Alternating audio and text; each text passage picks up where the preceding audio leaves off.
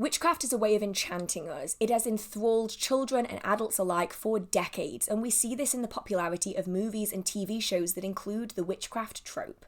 Just have a look at Wicked. Not only was it an incredibly popular theatre production, it's now also an incredibly popular movie.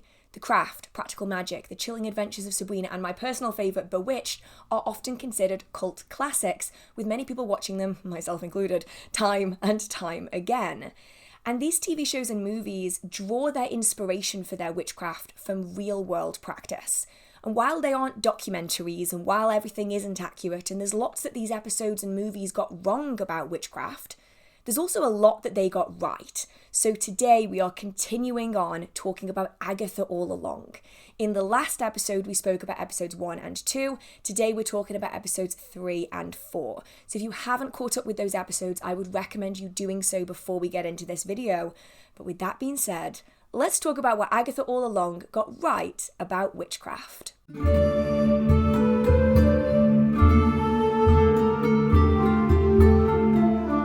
Now, please excuse my voice. I was intending to film this many weeks ago, but unfortunately I got ill and I have sounded like a toad impersonating a human for the last 2 weeks. And I still sound kind of rough, but I just wanted to get this video done. I was so excited. I did the script for it and I want to go. So excuse the voice. We're just going to have to push through and persevere. Now, episodes 3 and 4 are really where we start getting some of the big magic happening. We've had stuff happen in the last 2 episodes, and they were really, really good focal points that we could dive into and learn more about. But this is where we really start walking the witch's road. Because if you remember, at the end of the second episode, they just start their journey. Now, there's a lot going into this episode. Now, I have written a script that is currently nearly 4,000 words long. And this is just like the bare bones of the script. So you might want to grab a cup of tea, grab a snack, let me know what you're drinking. I would absolutely love to know. And let's dive into episode 3, which I actually think is one of the most interesting episodes for me anyway. Now, just a little bit of a catch up for anyone who hasn't watched the episodes recently. The Witch's Road is a journey that they are going along to gain power that they don't otherwise have. And each individual that's walking the road is walking it for a certain purpose. And they're all going to be significant when it comes to the trials that they're going to face along the way. And this episode is where we really start seeing those trials happening. But rather than kicking this off with a trial, we're going to be focusing on Teen. Because at this point in time, no one in this group knows who Teen is. He is just a young boy who proclaims that he wants to walk the road because he wants more power. This, however, isn't quite true. We will get to that later on in the episodes. So when everyone there is once again trying to figure out who Teen is, he's asked for his name. And he gives it quite freely. He says who he is. But while he's saying it, a symbol is drawn across his lips and no one can hear anything that he's saying. Now, I did speak about this in the last video because it was really interesting. It's a form of concealment magic. But in this episode and in this universe, Lilia actually says, quote, "Someone's put a sigil on that boy." Alice then follows it up by saying, "A sigil is a redaction spell that hides something. In this case, it hides you from witch folk." And this is definitely one of those points where we can see that someone has some real knowledge on witchcraft, but they aren't applying it in a perfect way, which tends to happen. This occurs all of the time when you have a consultant on a show or a movie.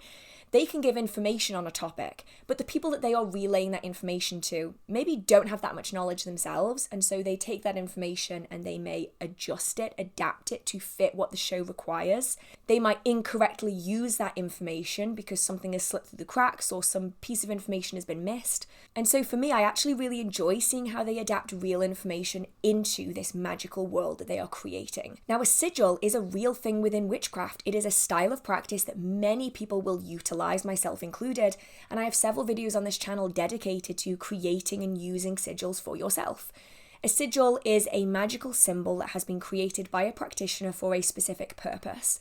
They are usually created for purpose to suit a very specific intention. And they are slightly different from symbols of power or charms, because while a symbol such as a cross or a pentacle has power intrinsically because so many people believe it has power, a sigil is very individual to the person. So for instance, you might create one for good luck for a job. And that is very, very specifically targeted to that style of working. You might create another one that is a sigil that represents the name of a servitor that you've created to work with, a servitor being a man-made spirit. That sigil may be a representation of that servitor, acts as a name and as an anchor point for that spirit, and so you use it in working with that spirit and that spirit alone. It's not the kind of thing that anyone can just apply all of the time. They're often a little bit more tailored than that. And often they are made by a practitioner for the specific working that they are doing. Now, a sigil can be something that's short-term or long-term. A lot of people will manifest energy with a sigil by destroying it. So they will create a sigil on a piece of paper and they will burn it. And the act of burning that sigil charges it up and allows that energy to manifest. Other people will add sigils into longer term workings. They might carve them onto candles when they're using them in candle magic. They might write them on petitions or write them in a book of shadows to keep it safe and keep it protected, to add energy into a larger working. There's a lot of options and a lot of versatility with sigils. And so I think that that's probably where they've come from in this. They've taken one use of a sigil and they've considered that to be all sigils, when in reality, the way that they're using it in the show as a form of concealment, hiding charm, is actually just one method, one way that we can use sigils in our magical practice.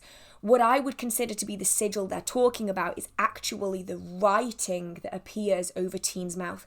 That is the sigil, and we'll actually be seeing that appearing later on a wooden block, and that has even more lore surrounding it, but I can't really get into that now because you haven't seen it yet because it's not happened. But then as we keep going through this, we get even more information about this particular sigil, and it's what's making me think that they are using the term sigil in a sweeping sense, but they do actually really know what it's for, because Agatha specifically says, quote, "Don't look at me. I didn't put that clumsy glamour on him. Sigils are beneath me," end quote. And that, I think, is the real indicator that they do actually know what they're talking about. It's just kind of got lost in translation. So this is a sigil that has been used as part of a glamour. Now, glamour magic is a very diverse form of practice in its own right, and it's rather unfairly lumped in as being nothing more than beauty magic. But if you were to make a Venn diagram, there is some crossover between glamour magic and beauty magic, but they aren't one and the same. Glamour magic is very much its own category. It is the practice of making something appear different than what it is. So you can see why it might cross over into beauty magic. One of the most popular workings is to go out on Beltane morning and collect dew and use it on your face as a way of making yourself appear slightly different than you usually do. This is something that is seen time and time again in this crossover between beauty magic and glamour magic. But glamour magic can be used in any number of different ways.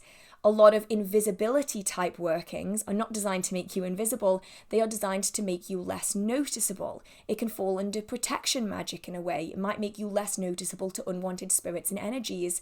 If you're having a really overwhelmed day and you don't really want to be talking to people, it can make you less noticeable.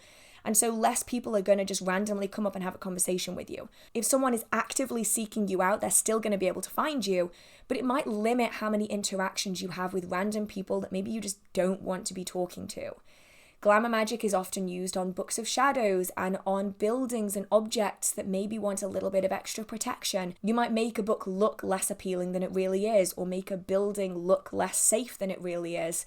It's a way of altering how it appears rather than what it actually is. And that's what's making me think they really do know what they're talking about in this show, because Teen is actually saying his name.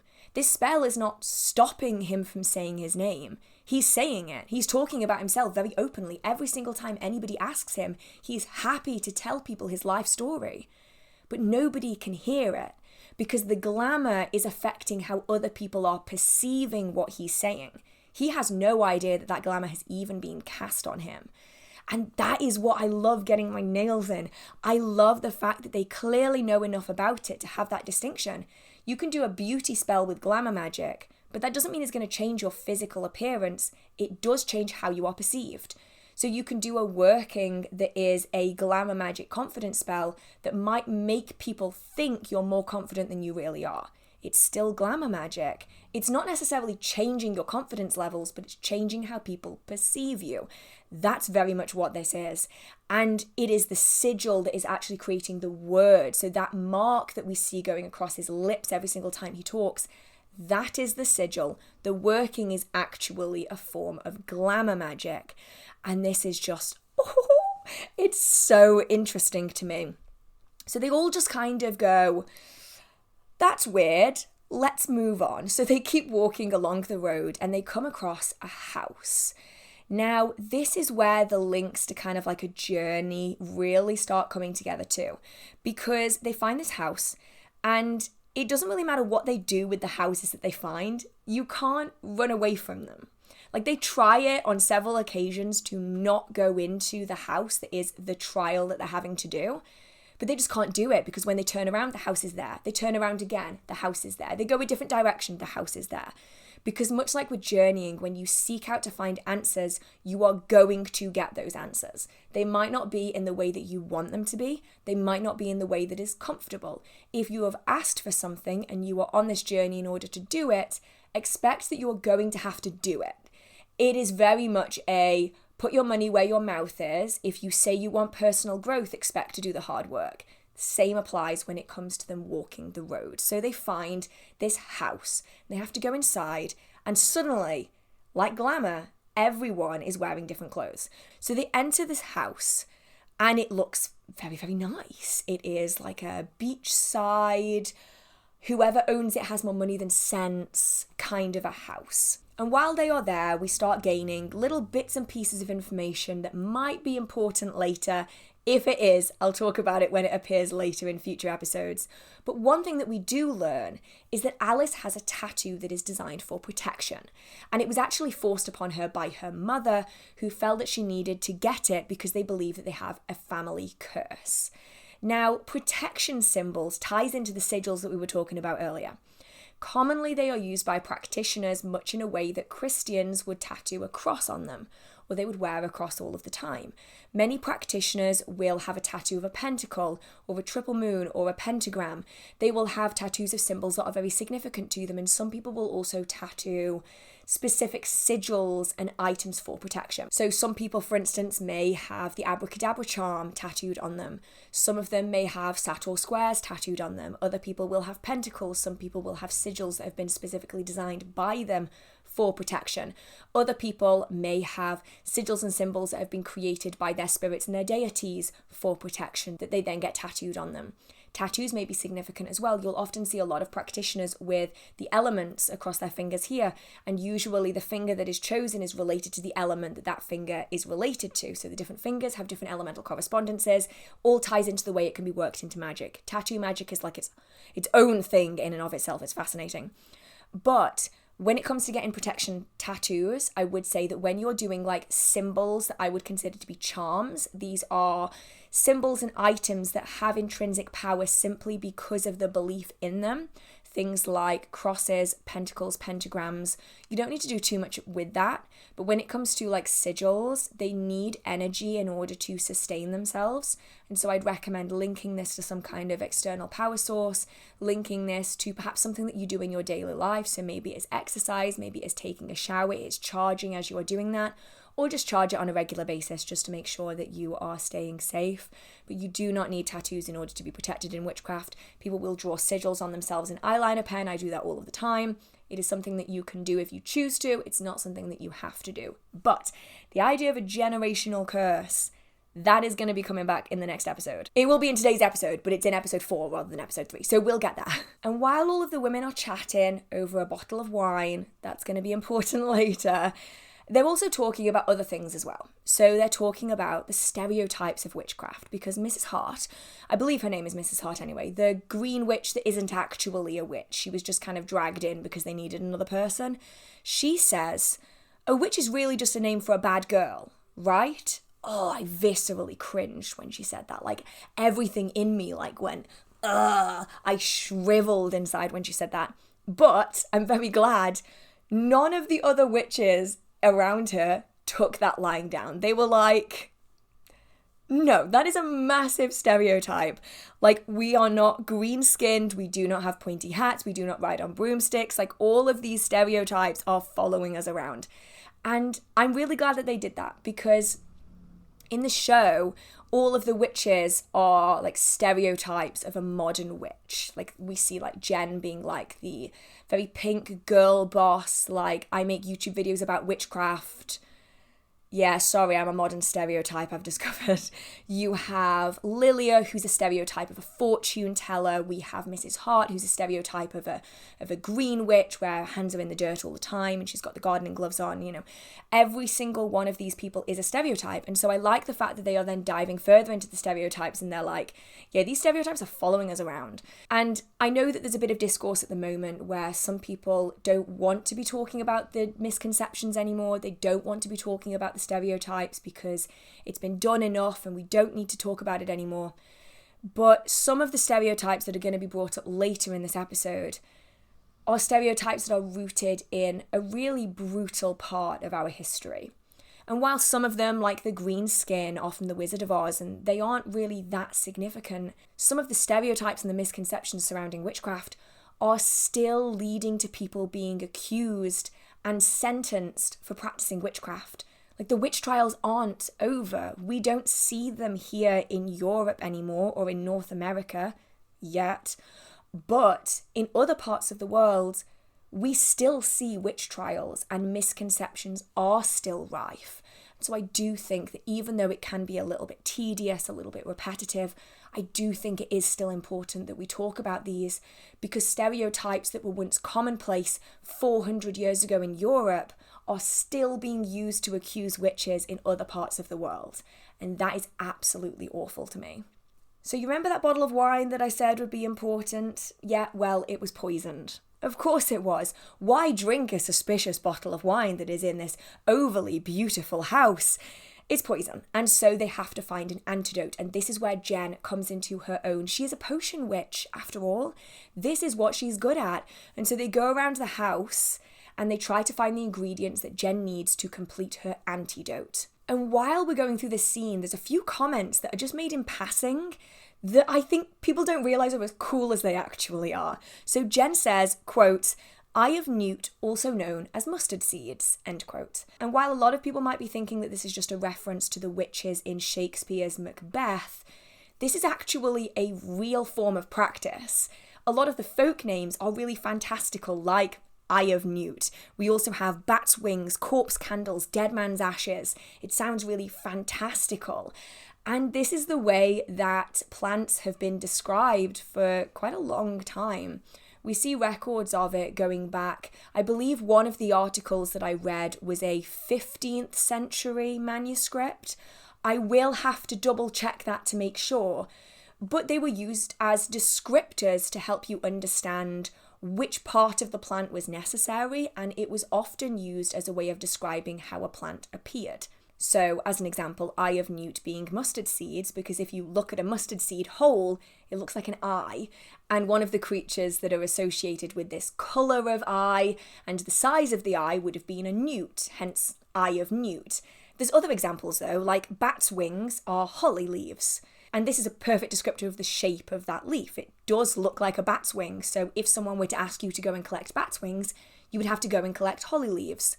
If you were to go and collect corpse candles, we're talking about mullein. Now, these are actually used as makeshift candles, and so this is a descriptor of their use being applied to the plant itself. We then have dead man's ashes, which is mugwort, and if anyone has seen mugwort, it very much is like grey and clumpy, and there's like little hard bits of stem in it that could very well be bone.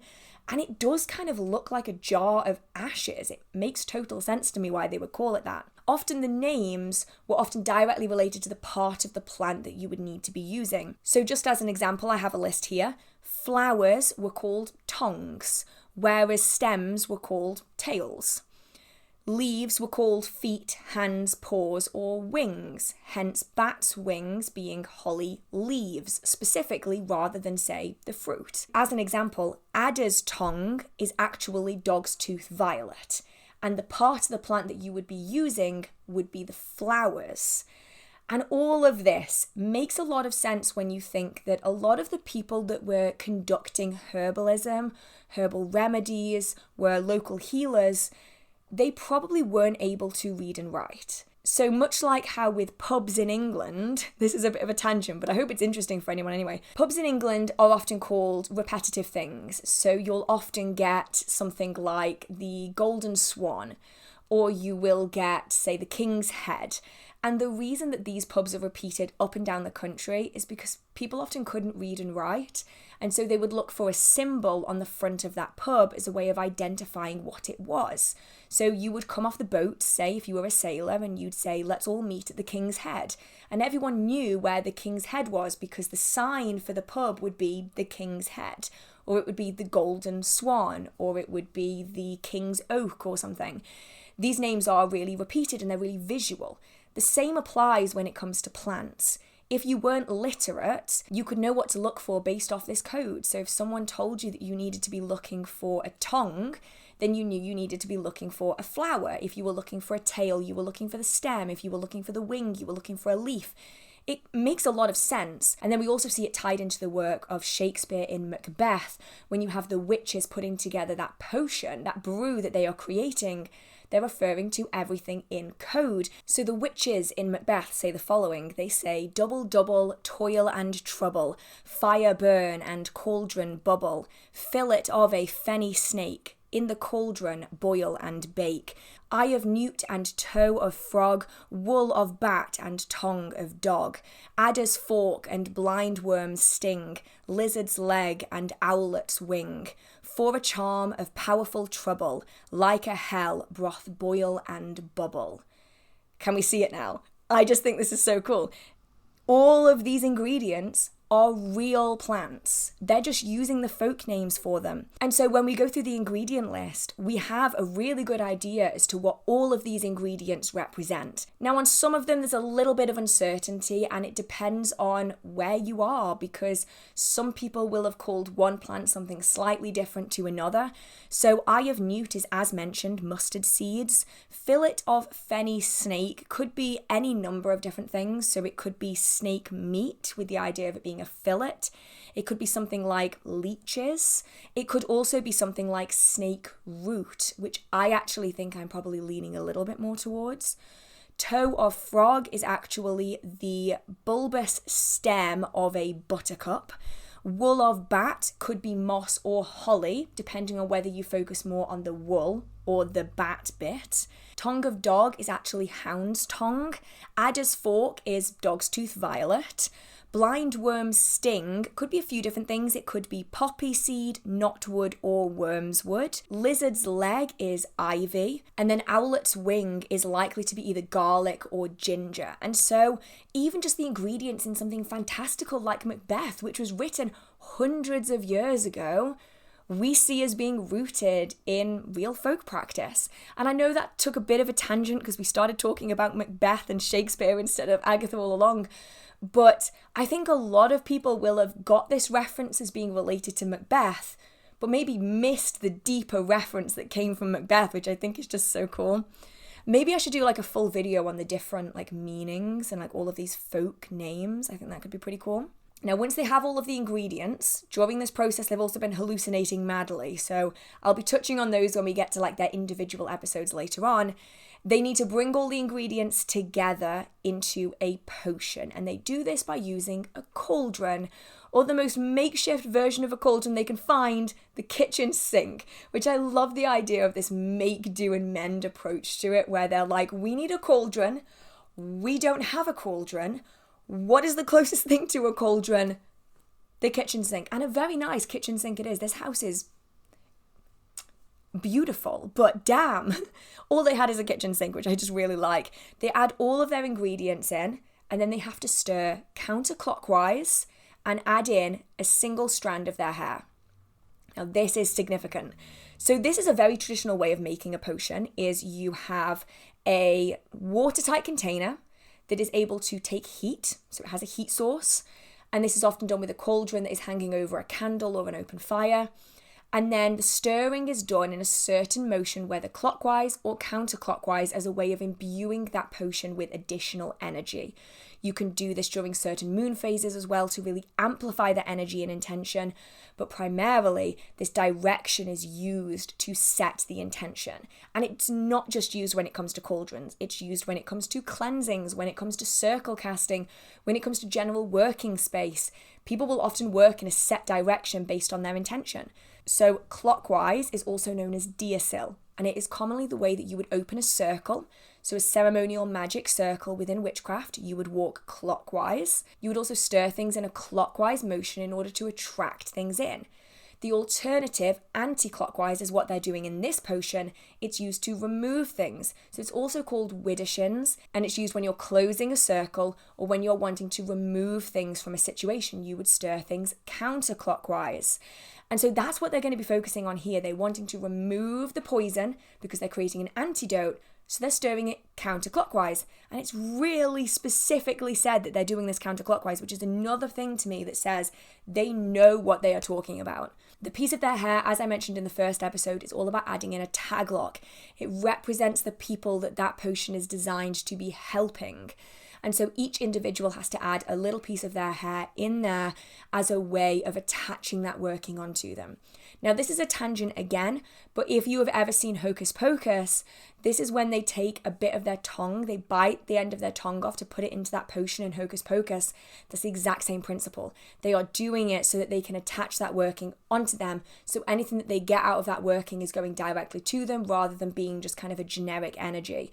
I know that once again we're crossing into a different movie here, but they all do really link together in a way. They then clasp their hands together and focus really hard on their intention. And this again is something that's really commonly done. If you're in a coven environment, it's really useful to be connected to everyone's energy on a very physical level, especially if you are a new coven, if you're just getting used to each other's energies, or perhaps you're not particularly well versed in energy sensing and manipulation yourself. This is a really good way of linking to other people's energy if you aren't particularly used to energy sensing. Now, you don't have to touch anyone if you're in a coven environment if you don't want to. But if you are a beginner, it can be a really good way to get a feel of other people's energy and how you can work together to unify it into a specific targeted goal. They all take the potion and it works.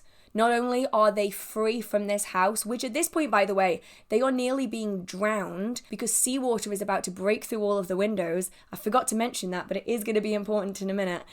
They break free of this house. The potion is successful and the oven door opens. And they have to exit the house through the oven door, which again is another nod to historical witchcraft folklore, the story of Hansel and Gretel, the idea that the evil witch is in the house and they are baking babies in ovens and cooking children into pies. It's a nod to the folklore surrounding witchcraft, which I just really, really enjoyed. So that is the end of episode 3. We're moving straight on to episode 4 because these two really tie together and there is just so much involved. This video is going to be massive. I'm really, really sorry. So unfortunately, while they all escaped, not all of them survived. Now, this is a massive spoiler.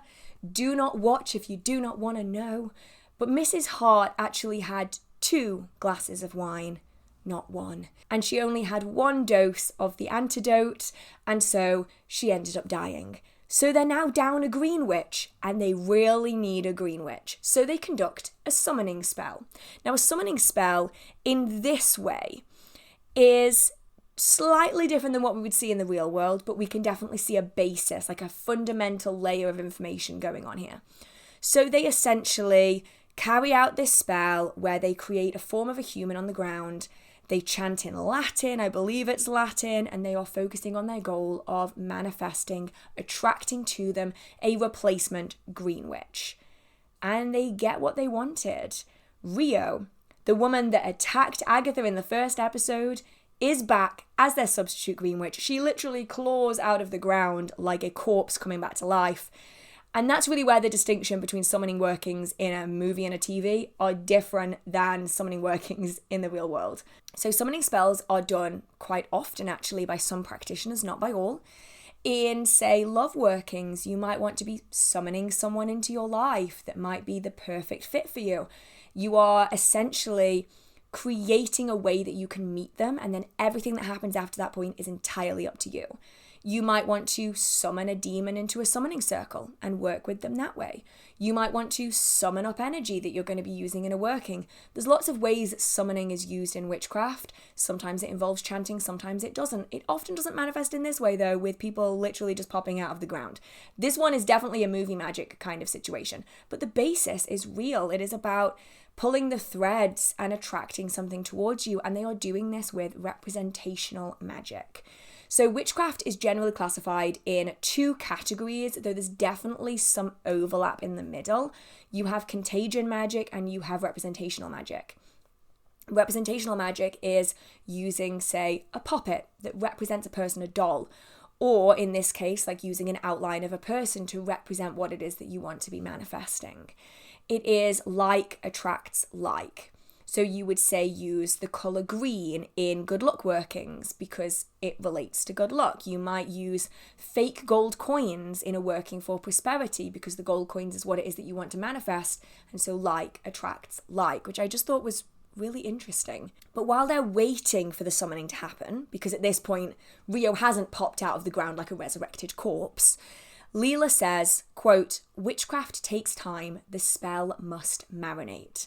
And this is even more true in real life.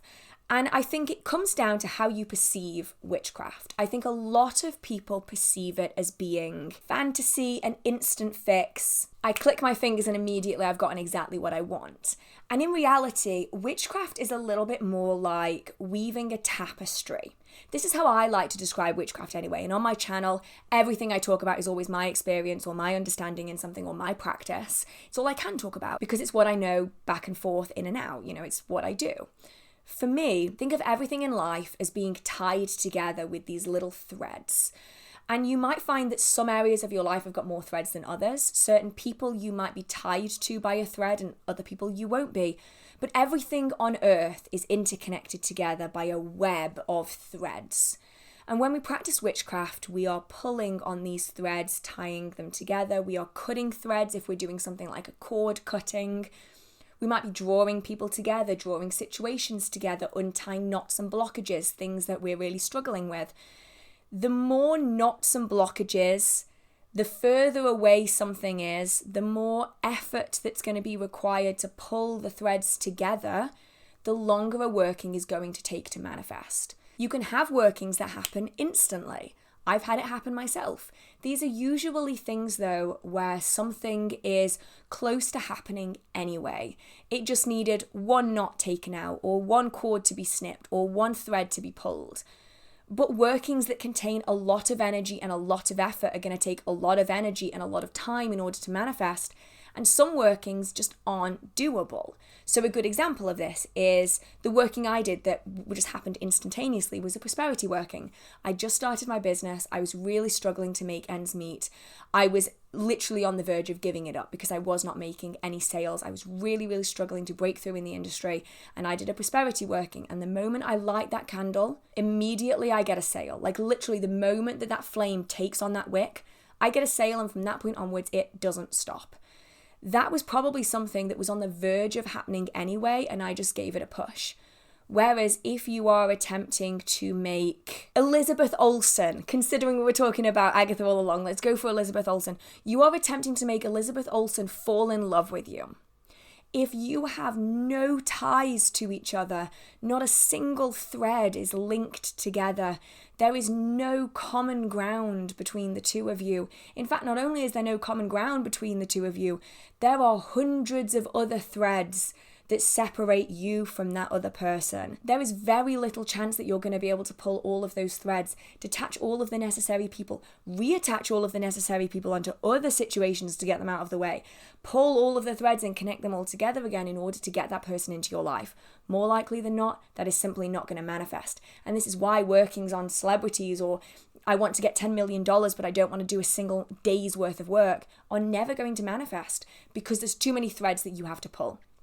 It's a tangent, but I hope that makes sense.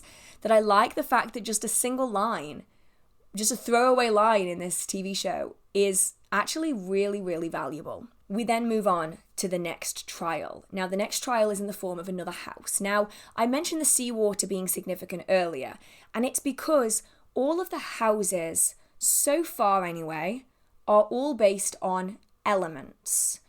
And at the very least, they're all related to different moon phases. On the outside of all of the houses, there's like stained glass or there's a symbol of the different moon phases. The first house was the water element. The second house is the fire element. And this one is all about Alice. So the first one was Jen, this one is Alice. When they enter, it is very, very dramatic. Along the walls are murals of the ways that witches were killed and tortured in the past. So we have dunking, we have hanging, torture, burning at the stake. All of these are representative of these archetypal deaths that the witch would undergo. And it's not necessarily referenced any further in the show other than just being these murals.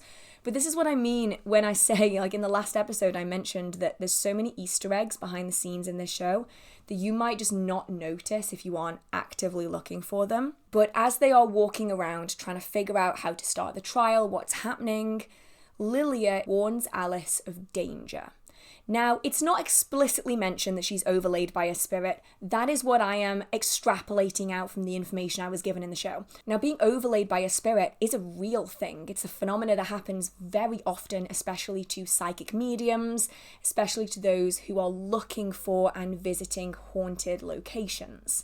Now, being overlaid by a spirit is different than being possessed. So being possessed is a spirit has taken hold of your body, they have latched onto your body, and they are using you and your energy for their own personal gain in a longer term sense. So you might come back from a haunted location with a spirit attachment, and it can get to the point where it would be considered a possession. Being overlaid by a spirit is a little bit different. Rather than a full possession or a spirit attachment, instead a spirit is using your physical form as almost a blueprint that they can lay their energy over so that they can then communicate what they need to communicate, or they can appear in a way that they maybe couldn't otherwise. So there's lots of accounts of people saying that they looked over at their friend while they were in a particularly haunted location and their friend looked like a completely different person. Like, they knew it was their friend, but they had someone else's face and their eyes were completely different, or they looked so much older or younger than they really were.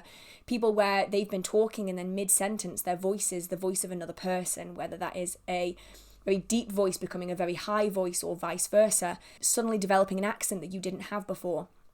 And this is often considered a spirit overlay. So it's a way of allowing a spirit to communicate or come forwards with their minimal energy in a way that they couldn't if they weren't using you as like this physical blueprint that they could like lay themselves over the top of.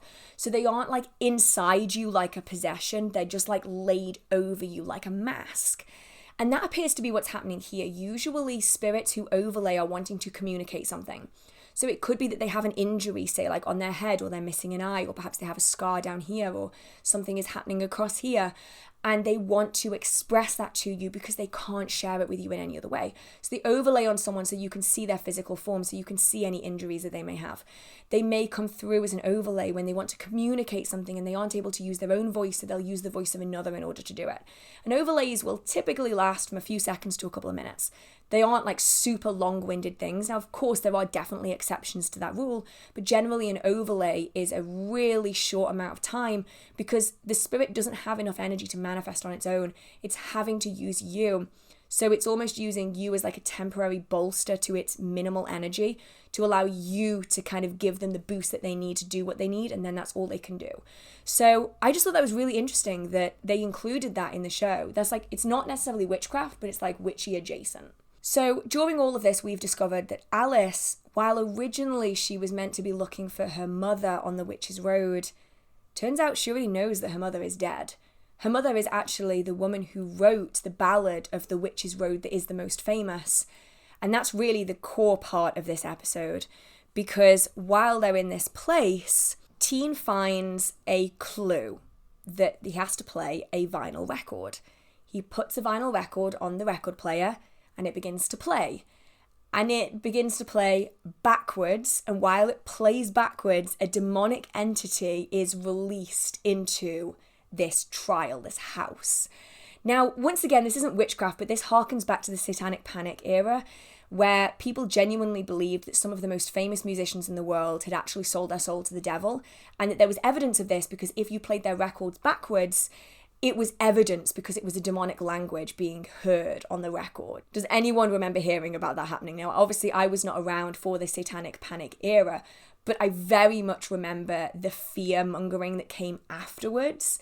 And even when I was growing up, there were still stories of like vinyl records where if you played them backwards, you could hear like the devil speaking on the record. So it harkens back to that. And a demon is released. So with all of this happening, we have the idea of this generational curse that Alice is dealing with, that she had that tattoo to protect her against.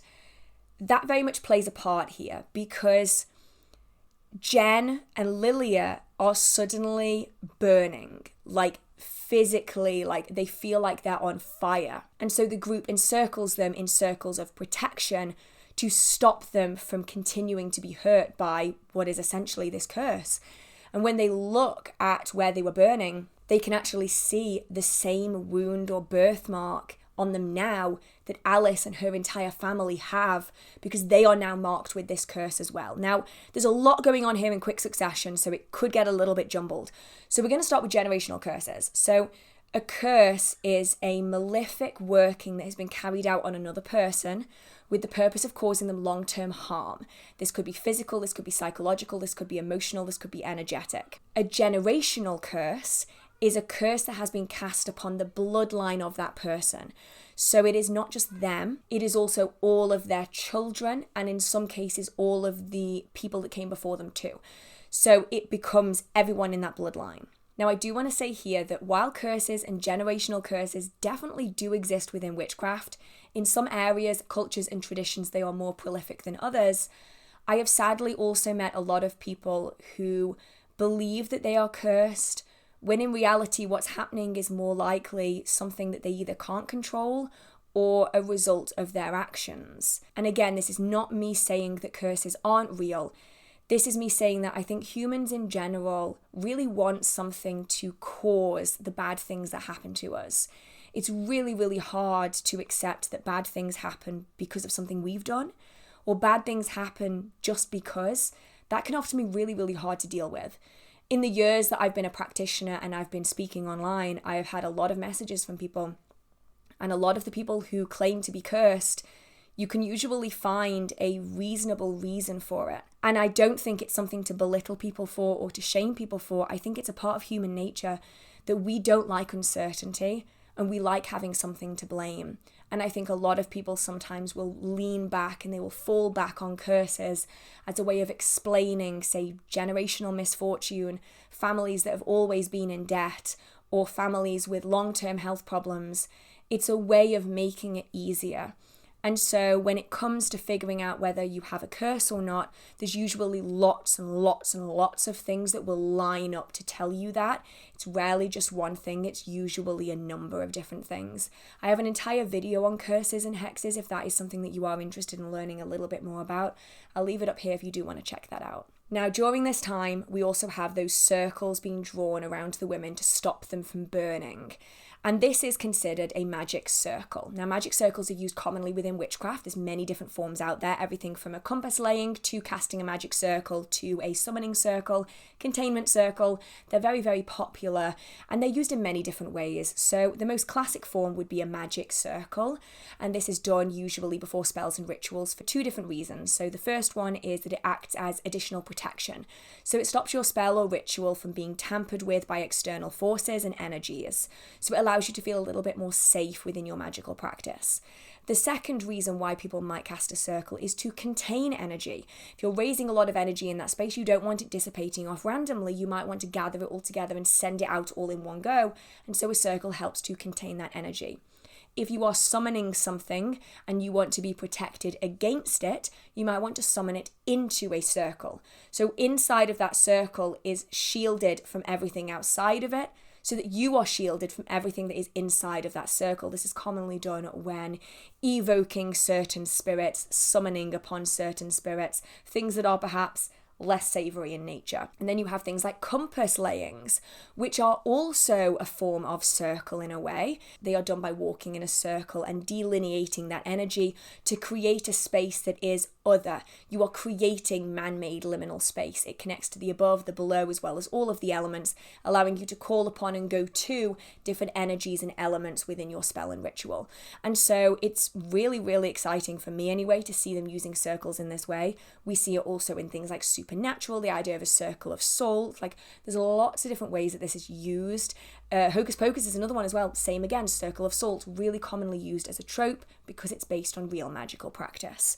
Now, during all of this, Rio makes a comment that says, quote, "Magic takes the path of least resistance." And this is true in the real world too. And while it's only a passing statement, I feel it's really important for me to mention it because a lot of people get kind of confused as to why their spell or ritual hasn't worked in the right way. They feel like it's backfired, that something's gone wrong. Whereas what often happens is people forget that energy has a tendency to take the easiest path. Think of lightning, for instance. Lightning knows it wants to get to Earth as quickly and efficiently as possible. And it will do that by going through the most efficient path possible.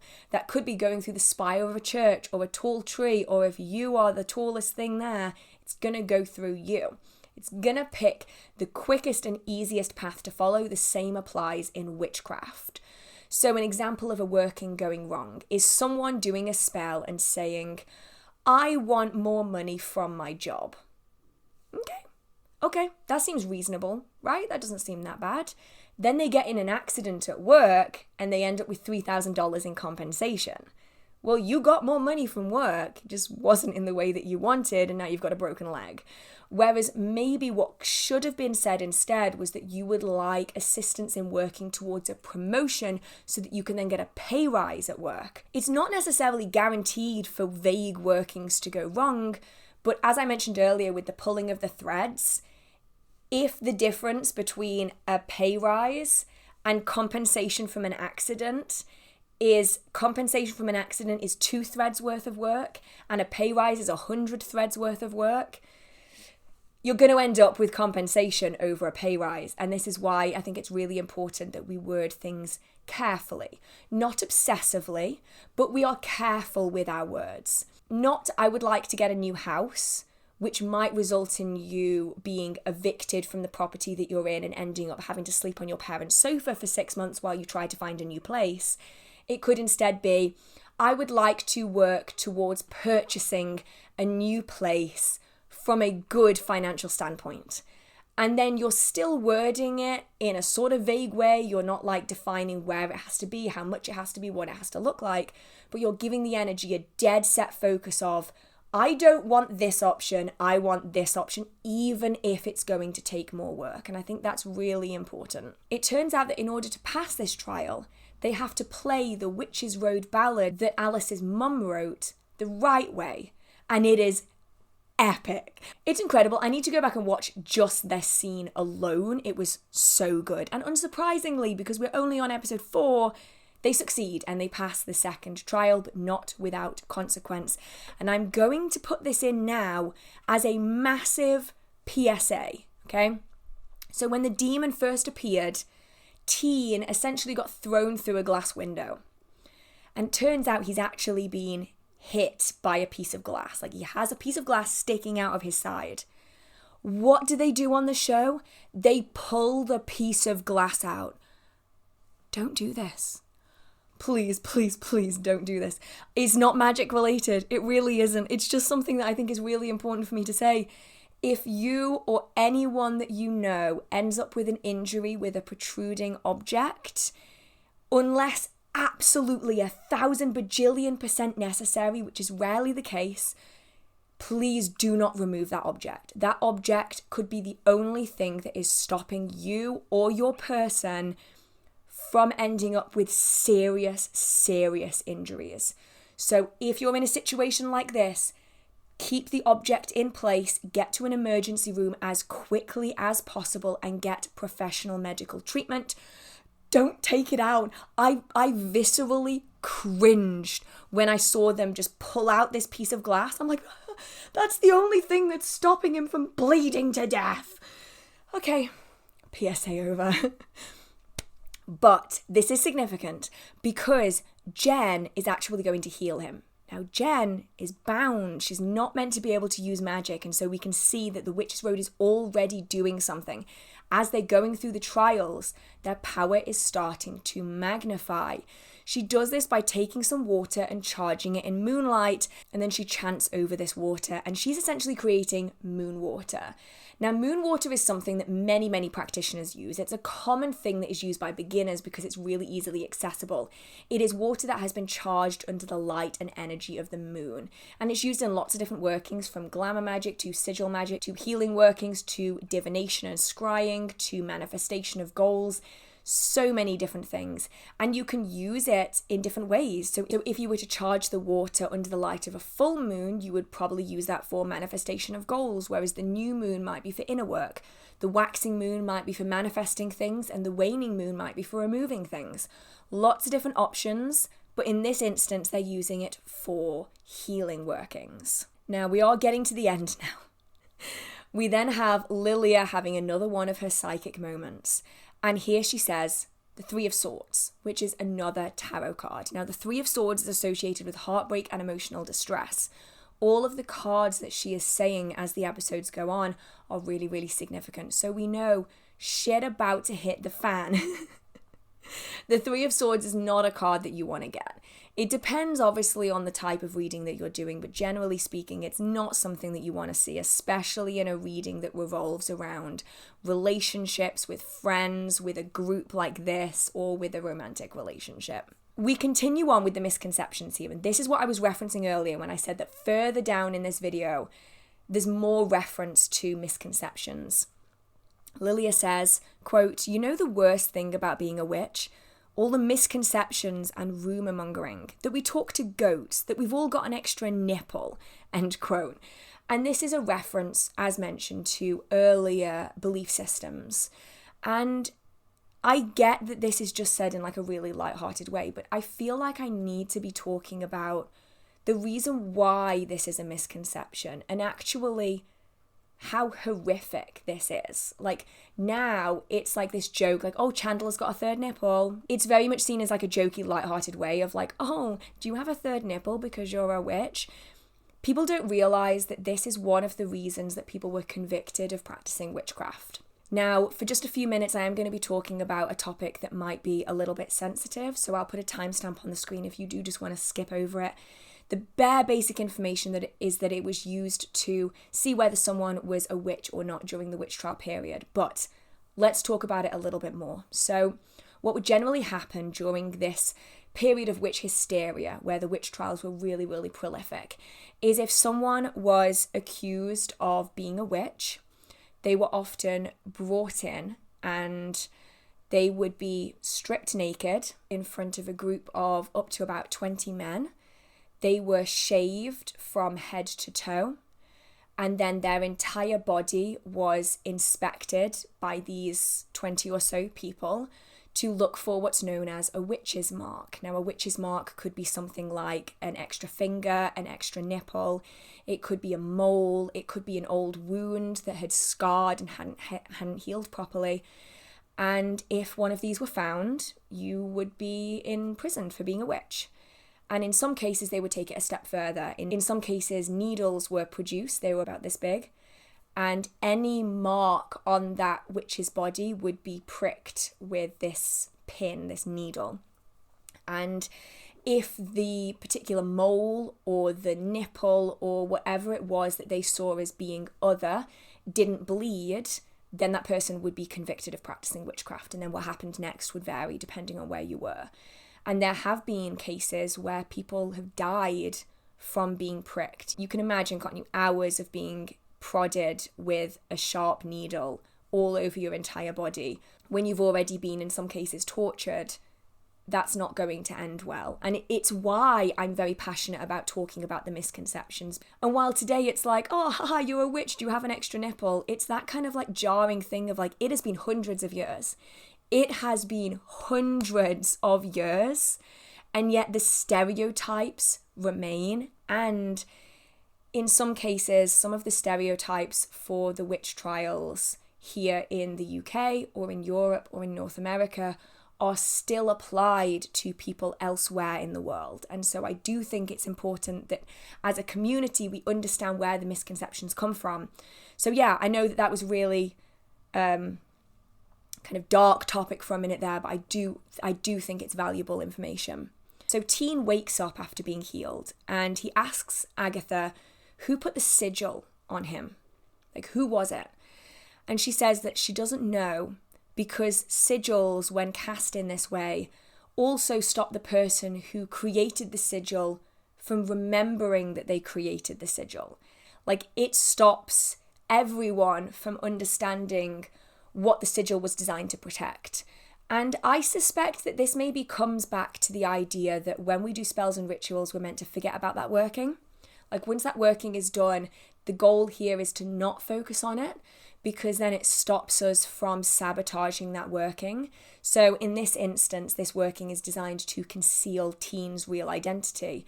And so if the person who put the sigil on him were to remember his identity, then they are a weak point in that working. And so the sigil was created so that no one would remember who he was. No one could hear him say who he was. It's kind of an extra layer of protection.